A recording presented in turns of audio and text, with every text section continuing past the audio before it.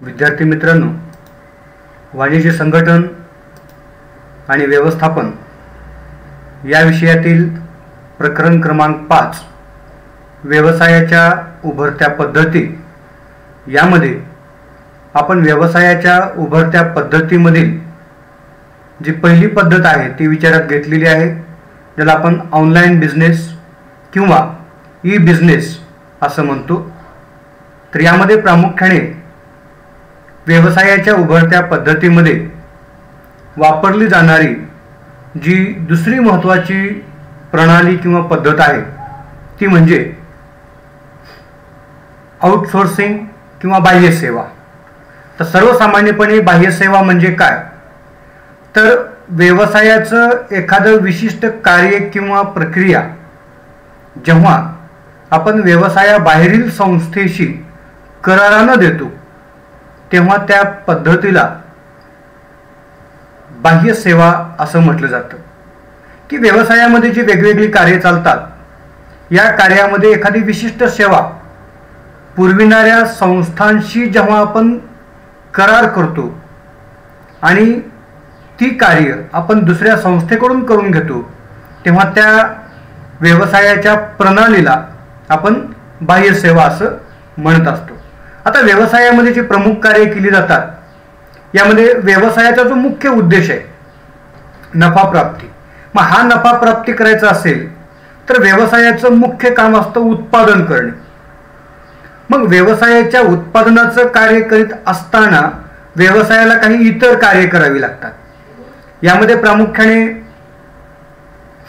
जेव्हा अनेक व्यक्ती व्यवसायाशी संपर्क साधतात तेव्हा त्यांची सुरक्षितता पाहणं, जेव्हा व्यवसायामध्ये अनेक कर्मचारी काम करतात तेव्हा त्यांना शौचालयाची सेवा उपलब्ध करून देणं, त्यांना हॉटेलिंग उपाहारगृह सुविधा उपलब्ध करून देणे, त्यांच्या वाहतुकीची सोय करणे, ही जी कामं आहेत म्हणजे ही कामं सुद्धा व्यवसायाच्या मुख्य कामाला मदत करतात। परंतु व्यवसायाचं मुख्य काम हे उत्पादन करणं आहे। मग यासोबत ही जी कामं आहेत, सुरक्षितता असेल, उपाहारगृह सुविधा असेल, वाहतूक असेल किंवा ही बाकीची इतर कामं असतील, तर जेव्हा एखादा व्यावसायिक या कामावर लक्ष देईल तेव्हा व्यवसायाचं प्राथमिक कार्य हे दुर्लक्षित होऊ शकतं। म्हणून व्यावसायिक दुय्यम कार्यासाठी इतर व्यवसाय संस्थांची मदत घेत असतात। यामध्ये प्रामुख्याने आपण विचार केला की व्यवसायाला बाह्य सेवेची गरज का पडते, कारण सध्याचा जो काळ आहे यामध्ये खूप धावतं जग आहे। मग या धावत्या जगामध्ये जर आपल्याला काळाबरोबर चाललं नाही तर आपला व्यवसाय हा स्पर्धेतून ऑटोमॅटिक बाहेर फेकला जातो। मग हा व्यवसाय स्पर्धेतून बाहेर फेकला जाऊ नये यासाठी व्यावसायिकांना आपलं जे मुख्य काम आहे या मुख्य कामावर कॉन्सन्ट्रेट करावं, अधिक लक्ष केंद्रित करावं आणि बाकीचे जे दुय्यम कार्य आहेत किंवा इतर पूरक कार्य आहेत या पूरक कार्यासाठी इतर व्यावसायिक संस्थांची नेमणूक करावी। याचे फायदे असे होतात की व्यवसायाला कमी किमतीमध्ये वस्तू किंवा सेवा उपलब्ध होतात, उद्योजक, रोजगार आणि निर्यातीस उत्तेजन मिळते, कमी मनुष्यबळ ठेवण्याची सोय व्यावसायिकाला वापरता येते, त्यानंतर उच्च गुणवत्तेच्या दुय्यम सेवेचा लाभ व्यावसायिकाला घेता येतो, त्यानंतर व्यवसायाची जी मूळ प्रक्रिया आहे किंवा जे मुख्य कार्य आहे यावर अधिक लक्ष देता येतं, कॉन्सन्ट्रेट करता येतं, त्यानंतर व्यवसायाची जी दुय्यम कार्य आहेत या कार्यासाठी व्यावसायिकाला फारशी गुंतवणूक करावी लागत नाही, त्यानंतर व्यवसायातील कर्मचाऱ्यांच्या कार्यक्षमतेमध्ये किंवा उत्पादकतेत वाढ होत असते आणि सगळ्यात महत्त्वाचा बाह्य सेवेचा फायदा म्हणजे ज्ञानाची देवाणघेवाण करता येते। आता या बाह्य सेवेच्या फायद्याविषयीची सविस्तर माहिती आपण विचारात घेणार आहोत। त्यामध्ये प्रामुख्याने बाह्य सेवेचा जो पहिला फायदा आहे तो म्हणजे वेळ, श्रम आणि बचत याच्यामध्ये समन्वय निर्माण करणं हे व्यावसायिकाला शक्य होत असतं. कारण का व्यावसायिकाचं जे मुख्य उत्पादनाचं काम आहे, जर व्यावसायिकानं उत्पादनाच्या कार्याबरोबर व्यवसायाच्या सुरक्षिततेवर लक्ष द्यायचं ठरवलं, कर्मचाऱ्यांच्या उपाहारगृहावर लक्ष द्यायचं ठरवलं, कर्मचाऱ्यांच्या वाहतुकीवर लक्ष द्यायचं ठरवलं, तर असं म्हटलं जातं की एक ना धड भाराभर शिंदे होती. म्हणजे व्यावसायिक जेव्हा अनेक कामं करीत असेल त्यावेळेला तो व्यावसायिक आपल्या मुख्य कामाकडे कदाचित दुर्लक्ष करू शकतो. आणि असं म्हटलं जातं की if you want success you must be narrow minded. जर तुम्हाला यशस्वी व्हायचं असेल तर तुम्हाला मर्यादित कामावर लक्ष केंद्रित करावं लागेल. सगळीच कामं तुम्ही एकटीच करायचं म्हटलात तर प्रत्येकच काम तुम्हाला चांगल्या पद्धतीने करता येऊ शकत नाही. म्हणून या बाह्य सेवेचा व्यावसायिकाला असा फायदा होतो की बाह्य सेवा कमीत कमी किमतीमध्ये उपलब्ध करून घेता येतात. त्यानंतर ही जी बाह्य सेवा करणारे कर्मचारी आहेत, या कर्मचाऱ्यांना प्रशिक्षण देण्याचा खर्च सुद्धा व्यावसायिकाला करावा लागत नाही. त्यानंतरचा बाह्य सेवेचा फायदा म्हणजे उद्योजक, रोजगार व निर्यातीस उत्तेजन मिळते. की व्यवसायामध्ये आता आपण ज्या वेगवेगळ्या बाह्य सेवेच्या उदाहरणांचा विचार केला की व्यवसायामध्ये उपाहारगृह चालवायचं आहे, व्यवसायामध्ये स्वच्छता ठेवायचं आहे, व्यवसायामध्ये ऑफिस बाईची पूर्तता करायचं आहे, किंवा व्यवसायातील कर्मचाऱ्यांच्या वाहतुकीची सोय करायची आहे. तर हे जे वेगवेगळी कामं आहेत, ही कामं करणाऱ्या व्यक्तींना सुद्धा अप्रत्यक्षपणे प्रत्यक्षपणे या बाह्य सेवेमुळे रोजगार उपलब्ध होऊ शकतो. काही काही व्यक्तींच्या मनामध्ये नवीन नवीन कल्पना येऊ शकतात आणि त्यातून मग नवा उद्योजक निर्माण होऊ शकतो. अनेक उदाहरणं आपल्याला देता येतील की भारत ही जी सेवा देणारी संस्था आहे, या सेवा देणाऱ्या संस्थेमध्ये वाहतुकीची सुविधा उपलब्ध करून दिली जाते. म्हणजे नवे नवे उद्योजक त्या ठिकाणी, किंवा बार्टी या संस्थेचं आपल्याला उदाहरण देता येईल की बार्टी या संस्थेमध्ये अगदी मायक्रो फायनान्स पासूनच्या प्रशिक्षणाची सोय उपलब्ध करून दिली जाते. म्हणजे हे जे वेगवेगळे घटक आहेत, उत्तेजन देण्याचं काम हे बाह्य सेवा करीत असते. त्यानंतर बाह्य सेवेचं महत्त्वाचं फायदा म्हणजे कमी मनुष्यबळामध्ये आपल्याला व्यवसाय चालविणं शक्य होतं. कारण का, जेव्हा आपण व्यवसायाची सगळीच कामं, प्राथमिक कामं आणि दुय्यम कामं एकट्यानेच करायची म्हटली, किंवा सगळ्या कामाची जबाबदारी व्यावसायिक संस्थेनेच घेतली, तर त्या प्रत्येक कामासाठी व्यावसायिकाला कर्मचाऱ्याची नेमणूक करावी लागेल, मनुष्यबळ नेमावं लागेल. मग जर असं होत असेल तर जितक्या कामांची संख्या अधिक तितकं मनुष्यबळ सुद्धा अधिक. म्हणून व्यवसायाची जी दुय्यम कामं आहेत, जे व्यवसायाचं मुख्य काम आहे ते सोडून जे व्यवसायाची दुय्यम कामं आहेत, ही दुय्यम कामं जर व्यावसायिकानं इतरांना दिलं तर व्यवसायामध्ये मर्यादित मनुष्यबळाच्या साह्याने आपल्याला व्यवसायाची दैनंदिन उद्दिष्टे साध्य करता येतात. त्यानंतर या बाह्य सेवेचा एक महत्त्वाचा फायदा म्हणजे उच्च गुणवत्तेच्या सेवेचा लाभ घेता येतो. आता आपण कुठलीही गुणवत्ता कशी विकसित होते याचा जेव्हा आपण विचार करतो त्यावेळेला एखादं काम आपण सातत्याने करत गेलो, पुन्हा पुन्हा करत गेलो, तर काम करणाऱ्या व्यक्तीमध्ये त्या कामातल्या चुका टाळण्याचा जो कौशल्याचा भाग आहे, हा कौशल्याचा भाग विकसित होत असतो. परिणाम काय होतो की त्या व्यक्तीची कार्यक्षमता वाढते, त्या व्यक्तीची संबंधित कामातील चुका करण्याची जी पुनरावृत्ती आहे ही ऑटोमॅटिक कमी होते आणि तो व्यक्ती त्या कामासाठी कमीत कमी वेळेमध्ये अधिकतम दर्जा देऊ शकतो. म्हणजेच बाह्य सेवेमध्ये एखादी संस्था किंवा एखादा समूह एकच काम सातत्याने करतो, त्यामुळं आपल्याला कमीत कमी किमतीमध्ये संबंधित कर्मचाऱ्याने, संबंधित व्यवसायाने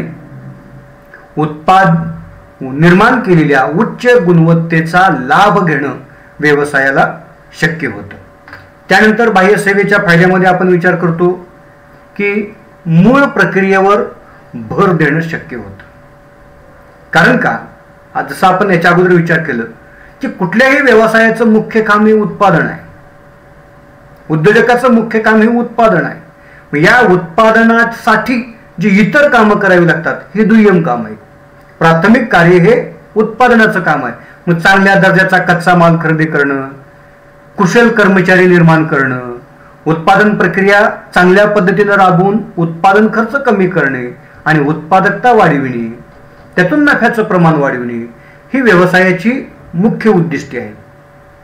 आणि मग ही उद्दिष्टे साध्य करण्यासाठी जी इतर कामं करावी लागतात, जसं आपण उल्लेख केला की कर्मचाऱ्यांना उपाहारगृहाची सोय करायची आहे, त्यांच्या वाहतुकीची सोय करायची आहे, कर्मचाऱ्यांना सुरक्षितता द्यायची आहे, सिक्युरिटी गार्ड वगैरे असेल, तर ही जी कामं आहेत ही व्यवसायाची दुय्यम कार्य आहेत. जर व्यावसायिक या दुय्यम कार्यावरच लक्ष द्यायला लागला तर व्यावसायिकाचं प्राथमिक कार्यावर लक्ष कमी होऊ शकतं. म्हणून मूळ प्रक्रियेवर अधिकतम केंद्रित करण्यासाठी बाह्य सेवा महत्त्वाची आहे. त्यानंतर कमीत कमी गुंतवणूक. कारण का, व्यवसायामध्ये सुरक्षिततेसाठी स्वतः व्यावसायिकाला गुंतवणूक करण्याची गरज नाही, उपाहारगृहासाठी गुंतवणूक करण्याची गरज नाही, व्यवसायामध्ये करमणुकीची साधनं द्यायची असतील गुंतवणूक करण्याची गरज नाही, वाहतुकीची साधनं द्यायची असतील गुंतवणूक करण्याची गरज नाही. जसं आपल्याला उदाहरण देता येतं की एखादी शाळा आहे की त्या शाळेमध्ये मुख्य काम शाळेचं विद्यार्थ्यांना चांगल्या दर्जाचं शिक्षण देणं आहे. मग हे चांगल्या दर्जाचं शिक्षण देत असताना विद्यार्थी शाळेत सुखरूप यावेत यासाठी त्यांच्या वाहतुकीची सोय सुद्धा शाळेला केली पाहिजे. कारण चांगल्या दर्जाच्या शिक्षणाचा तो एक भाग आहे. मग विद्यार्थ्यांच्या वाहतुकीची सोय जर शाळा करत असेल तर मग असं होऊ शकतं की कधी वाहतुकीवर दुर्लक्ष होऊ शकतं, कधी शैक्षणिक कामावर दुर्लक्ष होऊ शकतं. आणि दुसरा महत्त्वाचा भाग, या वाहतुकीची जबाबदारी जर शाळेनंच घेतली तर त्या वाहनांसाठीचा, त्यांच्या चालकासाठीचा किंवा त्या वाहनामध्ये लागणाऱ्या इतर कर्मचाऱ्यासाठीचा खर्च सुद्धा व्यावसायिकाला करावा लागतो, संस्था चालकाला करावा लागतो. म्हणून व्यावसायिकांनी या घटकाकडे अधिक लक्ष देण्याची आवश्यकता नसते जर बाह्य सेवा आपल्याला उपलब्ध होत असतील तर. त्यानंतर बाह्य सेवेचा फायदा, कार्यक्षमता किंवा उत्पादकतेमध्ये वाढ होते. निश्चित आहे की व्यवसायाचं जे मुख्य काम आहे हे व्यवसायाचं मुख्य काम जर व्यावसायिक अधिक कॉन्सन्ट्रेशन न करत असेल, अधिक लक्षपूर्वक करत असेल तर त्या व्यवसायाच्या कर्मचाऱ्यांची कार्यक्षमता वाढते, उत्पादन साधनांचा पर्याप्त वापर करणं शक्य होतं आणि व्यवसायाची उत्पादकता वाढून उत्पादन खर्च कमी होतो. म्हणजेच व्यवसायाच्या उत्पादकतेमध्ये वाढ करण्याच्या दृष्टीने उच्च कौशल्य आणि गुणवत्ता असणाऱ्या कर्मचाऱ्यांना प्राधान्य दिलं जातं आणि मग त्यातून व्यवसायाची उत्पादकता वाढवली जाते. त्यानंतरचा व्यवसाय बाह्य सेवेचा जो व्यवसायाला होणारा फायदा आहे तो म्हणजे ज्ञानाची देवाणघेवाण. की कोणताही व्यवसाय चालवायचा असेल तर व्यवसायामध्ये जी मुख्य कार्य आहे त्याच्यासोबतच व्यवसायाच्या दुय्यम कार्यावर सुद्धा व्यावसायिकाला अवलंबून राहावं लागतं. मग दुय्यम कार्याचा जो दर्जा आहे हा दर्जा आपल्यापेक्षा जर बाहेरील व्यवसाय संस्था चांगल्या पद्धतीने देत असतील तर त्या बाह्य सेवा देणाऱ्या व्यावसायिक संस्था कोणत्या प्रकारे त्या सेवा देतात, मग त्या सेवा देण्यासाठी त्यांनी विकसित केलेलं ज्ञान, विकसित केलेलं कौशल्य, विकसित केलेली गुणवत्ता याचा आपल्या व्यवसायाला फायदा होत असतो. म्हणून ज्ञानाची देवाणघेवाण करणं हे बाह्य सेवेमुळे शक्य होत असतं. तर या बाह्य सेवेच्या फायद्यानंतर आपल्याला विचार करायचा आहे की जसं बाह्य सेवेचे काही फायदे आहेत तसं बाह्य सेवेचे काही तोटे आहेत. मग या तोट्यामध्ये प्रामुख्याने पहिला तोटा सांगितला जातो की व्यावसायिक संस्था या ज्या सेवा देण्याचं काम करतात त्या केवळ एकाच व्यवसायाला सेवा देत नाही. समजा सुरक्षा गार्ड पुरवायचे, सिक्युरिटी गार्ड पुरवायचे, मग एखादी व्यावसायिक संस्था एखाद्या विशिष्ट भागामध्ये सिक्युरिटी गार्ड पुरवण्याचं काम करते, परंतु त्या भागातल्या सगळ्याच व्यवसायांना सिक्युरिटी गार्ड पुरवण्याची जबाबदारी ती बाह्य सेवा देणारी व्यावसायिक संस्था घेते. म्हणजे बाह्य सेवा पुरविणारी व्यावसायिक संस्था एकाच वेळेला अनेक व्यावसायिक संस्थांना सुरक्षा रक्षक पुरवित असते.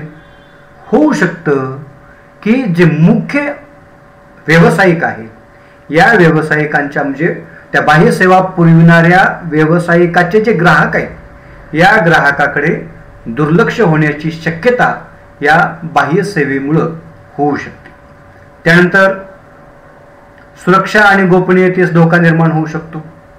कारण का व्यवसायामधले ज्या व्हीआयपी व्यक्ती आहेत या व्हीआयपी व्यक्ती कोणत्या वेळेला येतात, कोणत्या वेळेला जातात, व्यवसायाची रचना कशा प्रकारची आहे, कोणकोणत्या ठिकाणाहून व्यवसायामध्ये आपला प्रवेश करता येतो, कोणकोणत्या ठिकाणाहून एक्झिट आहे, कोणकोणत्या ठिकाणाहून चोरीचे रस्ते आहेत, या सगळ्या बाबीची माहिती या सुरक्षा रक्षकांना होते. परिणामी व्यवसायास हा धोका निर्माण होऊ शकतो. त्यानंतर व्यावसायिक सेवेला बाह्य सेवेमुळे होणारा जो दुसरा महत्त्वाचा दोष किंवा मर्यादा आहे ती म्हणजे असमाधानकारक सेवा. कारण एकाच वेळेला अनेक व्यक्तींकडे अनेक संस्थांकडे एखादी बाह्य सेवा देणारी संस्था कार्य करीत असेल तर ती संस्था सुद्धा म्हणजे अनेक आपला व्याप वाढवून ठेवलेली असेल तर प्रत्येक ग्राहकाला समाधानकारक सेवा देऊ शकत नाही. म्हणून या व्यावसायिक संस्थेमध्ये आपल्याला बाह्य सेवा जर घेतली तर मनावं तितकं समाधान मिळू शकत नाही. त्यानंतर नैतिकतेची समस्या या ठिकाणी निर्माण होऊ शकते. तर सर्वसामान्यपणे नैतिकतेची समस्या म्हणजे काय की व्यवसायामध्ये जे आपलं मुख्य काम आहे हे मुख्य काम सोडून जर आपण इतर कामं दुसऱ्याला द्यायला लागलो तर व्यावसायिकानं सगळी कामं करण्याची क्षमता ठेवून व्यवसाय चालविला पाहिजे.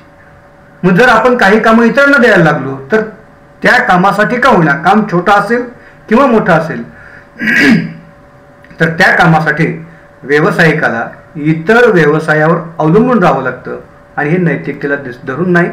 बऱ्याच वेळा व्यावसायिक या छोट्या छोट्या कामासाठी परावलंबी होऊ शकतात. आणि त्यानंतर या बाह्य सेवेचा फायदा आहे, दोष आहे तो म्हणजे करारामध्ये गैरसमज होऊ शकतात की आपल्याला काय करून घ्यायचं आहे आणि त्यांना काय करायचं आहे याच्यामध्ये गोंधळ निर्माण होऊ शकतो. आणि सेवा देणाऱ्या संस्था ह्या वेगवेगळ्या आहेत, त्यांचे बॉस वेगळे आहेत, त्यांची यंत्रणा वेगळी आहे, यांच्यामध्ये आणि आपल्या व्यवसायामध्ये सुसंवाद निर्माण होऊ शकत नाही. म्हणजे संवादाच्या अभावामुळं बऱ्याचदा एकमेकाचा पायपोस्ट एकमेकाच्या पायात राहू शकत नाही. त्यानंतर आपल्याला विचार करायचा की बाह्य सेवेचे प्रकार कोणकोणते. आता बाह्य सेवेच्या प्रकारामध्ये एकूण 3 प्रकार सांगितले जातात. त्याच्यामध्ये बीपीओ, केपीओ आणि एलपीओ. आता बीपीओ म्हणजे business process outsourcing, KPO knowledge process outsourcing आणि एलपीओ लीगल प्रोसेस आउटसोर्सिंग. आता बीपीओ म्हणजे काय की व्यवसायामध्ये व्यवसायाच्या उद्दिष्टपूर्तीसाठी ज्या वेगवेगळ्या क्रिया कराव्या लागतात, प्रक्रिया कराव्या लागतात. समजा एखादं उत्पादन करणारी संस्था आहे तर ते उत्पादन करणाऱ्या संस्थेमध्ये कच्चा माल खरेदी करावा लागतो, उत्पादन करावं लागतं, त्याची पॅकिंग करावी लागते, त्याचं मार्केटिंग करावं लागतं, उत्पादित मालाची फिनिशिंग करावी लागतं, त्याचं स्टोरेज करावं लागतं. मग हे जे वेगवेगळी कार्य आहेत किंवा या ज्या वेगवेगळ्या प्रक्रिया आहेत या सर्वच प्रक्रिया व्यावसायिक चांगल्या पद्धतीनं करू शकेलच असं नाही. मग एखाद्या प्रक्रियेमध्ये जर त्या व्यावसायिकाचा हातखंडा नसेल तर ही प्रक्रिया व्यावसायिक जेव्हा दुसऱ्या व्यवसाय संस्थेकडून करून घेतो तेव्हा त्या प्रक्रियेला व्यवसाय प्रक्रिया बाह्य सेवा बिझनेस प्रोसेस आउटसोर्सिंग असं म्हटलं जातं. मग यामध्ये आपल्याला उदाहरण देता येतं की समजा एखादं उत्पादन आहे, या उत्पादनामध्ये समजा एखादी टू व्हीलर आहे. या टू व्हीलरमध्ये इंजिन निर्माण करणं आहे, बॉडी फ्रेम करणं आहे, त्याची इलेक्ट्रिसिटीची कामं आहेत, त्याची ट्यूब टायरची कामं आहेत. मग समजा हे सगळं झाल्यानंतर बाईक तयार होणार आहे. परंतु व्यवसाय प्रक्रिया बाह्य सेवा म्हणजे काय की याच्यातली एखादी प्रक्रिया जेव्हा व्यवसाय दुसऱ्याकडून करून घेतो, उदाहरणार्थ की व्यवसायाची त्या बायसिकलची जी फिटिंग आहे ही फिटिंग दुसऱ्याकडून करून घेतली जात असेल, म्हणजे सगळी साधनं सगळे स्पेअर पार्ट्स व्यावसायिक स्वतः निर्माण करतो आणि फिटिंग मात्र दुसऱ्याकडून करून घेतो. मग फिटिंगची जी प्रोसेस आहे ही प्रोसेस दुसऱ्याकडून करून घेतो म्हणजे ती व्यवसाय प्रक्रिया बाह्य सेवा BPO, बिझनेस प्रोसेस आउटसोर्सिंग. मग या बिझनेस प्रोसेस आउटसोर्सिंगचे फायदे कोणते की ही जी दुय्यम कामं आहेत, आता फिटिंग करणं हे दुय्यम काम आहे, मग ही दुय्यम काम दुसऱ्याकडून करून घेतलं जातं म्हणजे व्यवसायाचं जे मुख्य काम आहे हे व्यवसायाचं मुख्य काम व्यावसायिक चांगल्या पद्धतीनं करू शकतात. त्यानंतर याचा फायदा साधनांचा पर्याप्त वापर होऊ शकतो, म्हणजे आपणही आपल्या मुख्य कामावर ज्यामध्ये आपल्याला कौशल्य आहे त्याच्यावर आपण लक्ष केंद्रित करू शकतो आणि इतर बाह्य सेवा देणाऱ्या संस्था सुद्धा त्यावर लक्ष केंद्रित करू शकतात. त्यामुळे साधनांचा पर्याप्त वापर होऊ शकतो.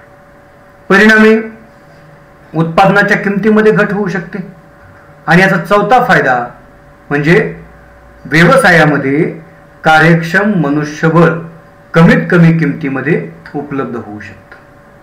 कारण का व्यवसायामध्ये आपण जी वेगवेगळी कार्य करतो या वेगवेगळ्या कार्यामध्ये जर उत्पादनाचा खर्च कमी करण्यामध्ये अडचणी आल्या तर व्यवसायाचा उत्पादन खर्च वाढतो, पर्यायाने व्यवसायाच्या उत्पादनाच्या किमती सुद्धा वाढतात. मग ह्या व्यवसाय प्रक्रिया बाह्य सेवेचे दोष कोणते आहेत? संज्ञापनाच्या समस्येत, संदेशवहनाच्या समस्येत, आपण ज्या गतीनं काम करतो त्याच गतीनं ती बाह्य सेवा देणारी संस्था काम करेलच असं नाही, किंवा त्यांनी ज्या पद्धतीनं काम करतायत त्याच्यावर आपण नियंत्रण ठेवू शकत नाही.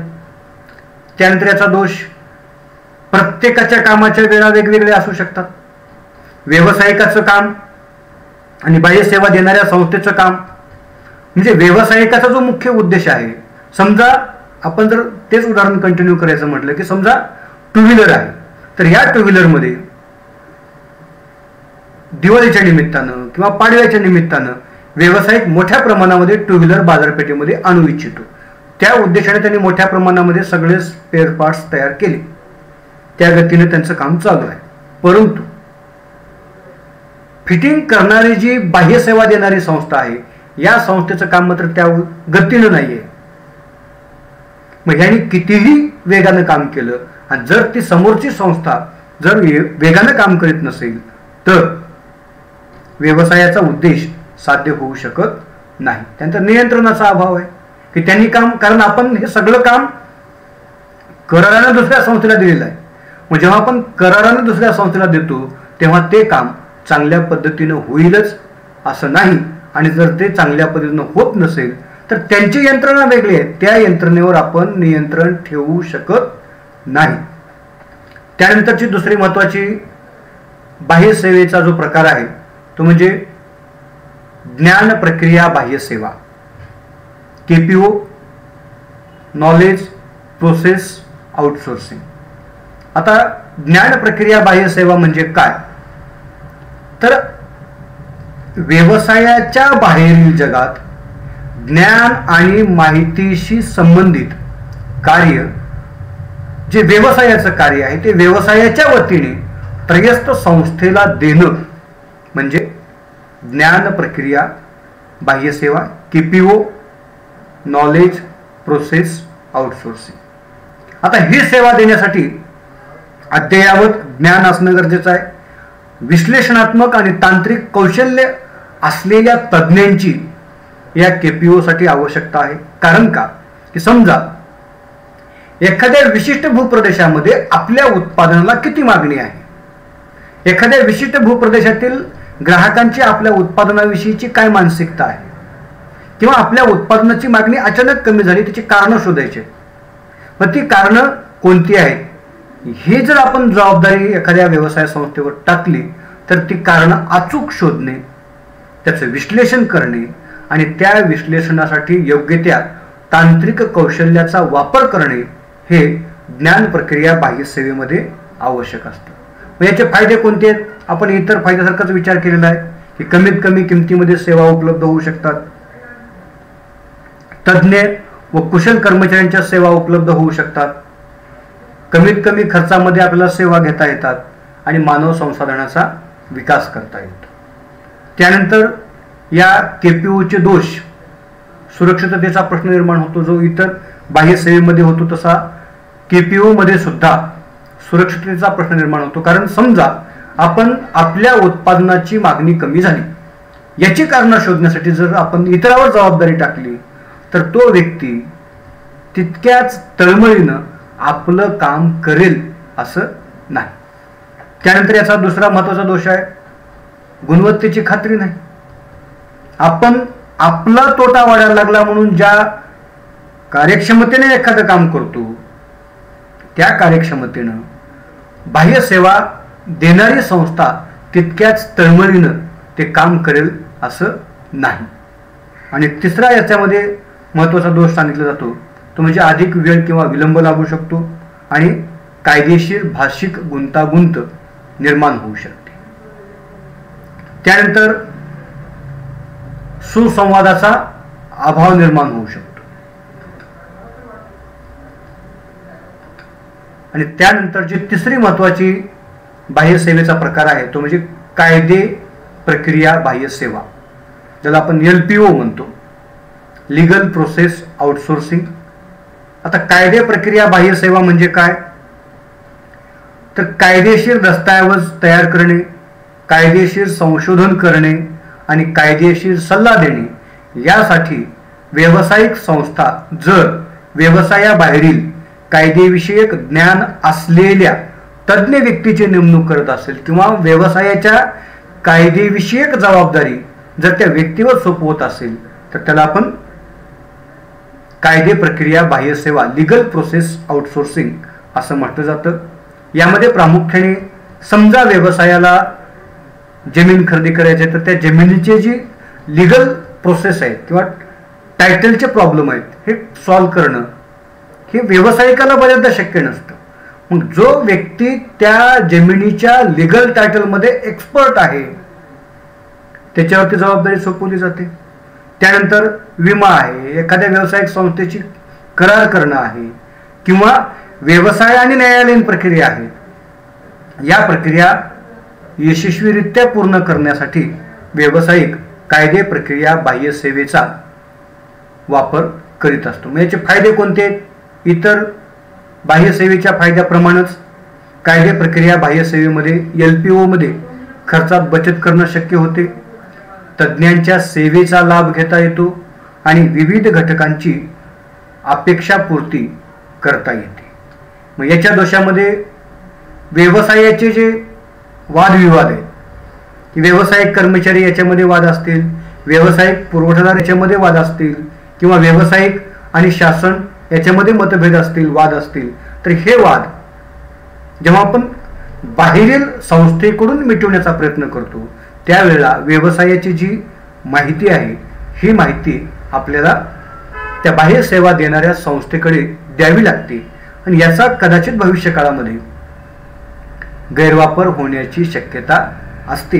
म्हणजे व्यवसायाची महत्त्वपूर्ण माहिती बाह्य सेवेमुळे व्यवसायाच्या बाहेर जाण्याचा धोका निर्माण होऊ शकतो. त्यानंतर जागतिक स्पर्धेमध्ये व्यवसायाला जगभरामध्ये आपल्या व्यवसायाच्या शाखा चालवाव्या लागतात. मग या जगभरामध्ये शाखा चालवायच्या असतील तर समजा भारतातला एखादा व्यावसायिक आहे, त्या व्यावसायिकाला चीनमध्ये व्यवसाय सांभाळायचा आहे, जपानमध्ये व्यवसाय सांभाळायचा आहे, तर त्या व्यावसायिकाला चीन, जपान किंवा इतर देशातल्या ज्या कायदेविषयक प्रक्रिया आहेत या कायदेविषयक प्रक्रिया सोडविण्यासाठी आपण जेव्हा एखाद्या व्यवसाय संस्थेवरती जबाबदारी टाकतो तेव्हा आपली भाषा, त्यांची भाषा, संस्कृती, रूढी परंपरा इत्यादीमुळे सुद्धा अडचणी निर्माण होऊ शकतात. तसेच या बाह्य सेवेचा तिसरा महत्त्वाचा दोष म्हणजे भौगोलिक परिस्थिती आणि रचना याच्यामुळं सुद्धा कामकाजामध्ये अडथळा निर्माण होऊ शकतो. तर प्रामुख्याने या भागामध्ये आपण बाह्यसेवा म्हणजे काय, बाह्यसेवेचे फायदे, बाह्यसेवेचे तोटे आणि बाह्यसेवेचे प्रकार 3, ज्याच्यामध्ये व्यवसाय प्रक्रिया बाह्यसेवा, BPO, ज्ञान किंवा माहिती प्रक्रिया बाह्यसेवा KPO आणि कायदे प्रक्रिया बाह्यसेवा LPO या 3 व्यावसायिक सेवा प्रकारांचा विचार केलेला आहे. तर या ठिकाणी हा व्यवसायाच्या उभरत्या पद्धती हा घटक संपलेला आहे. धन्यवाद.